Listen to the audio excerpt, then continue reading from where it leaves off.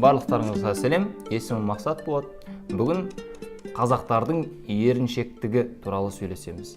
Яғни, сол еріншектік бізді қазақтарды қайда алып келе жатыр? Сол еріншектіктен қандай отбасыларда ата-ана мен баланың арасында қандай жағдайлар туып жатыр?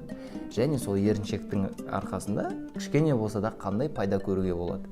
Яғни, еріншектіктің де пайдасы бар. Оны соңынан айтып өтеміз. Жалпы айтқанда қазақтарды бәрі еріншек дейді. Оған қарамай қазақтар өздері еріншек дейді. Бұл ғана емес, қазақтар өздерін еріншек деп өздерінің істерінен өздері күледі. Қалай өздерінің істерінен, адам өзінің істерінен өзінен күледі.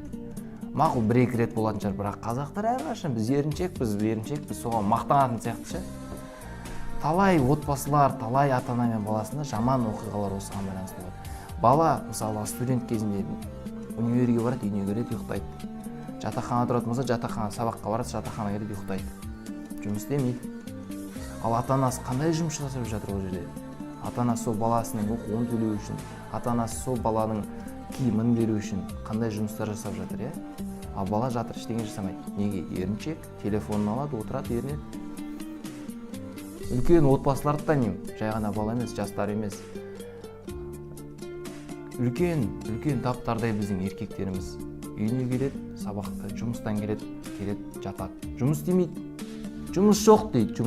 Қандай жұмыс жоқ білмеймін. Олар жұмыс іздеп жатыр ма өзіне, соны да түсінбеймін ше.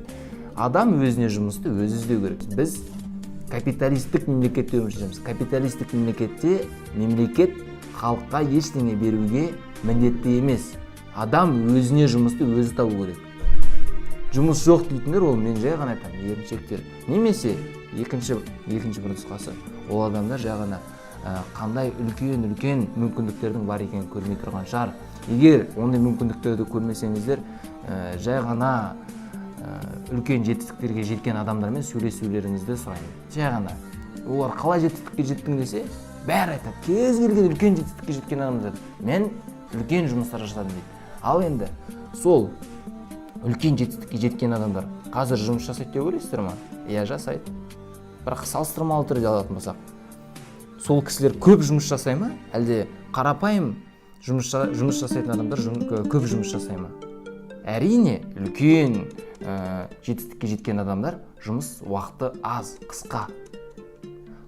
Мен өзім өте еріншек адаммын. Иә, мойындаймын.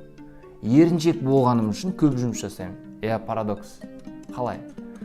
Мен қазір көп адам қазір іздейді, аз жұмыс жасап, қалай көп ақша табуға болады? Бәрі еріншек, тез нәрсеге жеткісі келеді. Иә, мен де сондай адамдардың қатарынамын. Бірақ сондай нәрсеге жету үшін аз да болсын жұмыс жасау керек.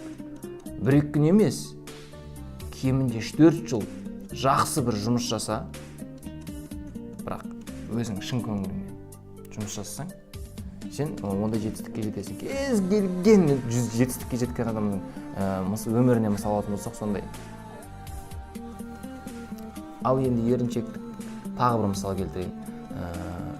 Қарапайым адамдар бар. Жаяу жүреді. Велосипед, машина ештеңе жоқ кез алайық. Жай адам, екі адам болды. Біреуі жүгіреді, тез бір жерге жету үшін. Екіншісі ерінеді, жүргісі келмейді. Не істеді? Тұрды, велосипед ойлап таптыра, жаңағы тез жүріп кеткен адамнан озып кетті. Еріншек. Екіншіден тағы бір мысал. Велосипед бар, сол тұрған велосипед. Біреу велосипед айдағысы да келмейді. Жай ғана отырғысы келеді. Ойлап тапты машинаны, көлікпен тезірек. Сол сияқты, яғни еріншектік прогресске ұшыратады. Бірақ сол велосипедті ойлап табу үшін кішкене уақыт құртты, ойланды. Содан кейін ары қарай уақытын үнемдеді.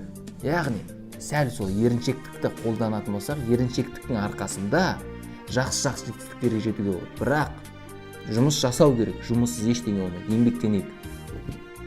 Қазақтар демеймін, барлық қазақстандықтар өзіміздің мемлекетімізді өзіміз көтермесек, оны кім көтереді? Жай ғана бір сұрақ. Осыған ойланып қараңыздар.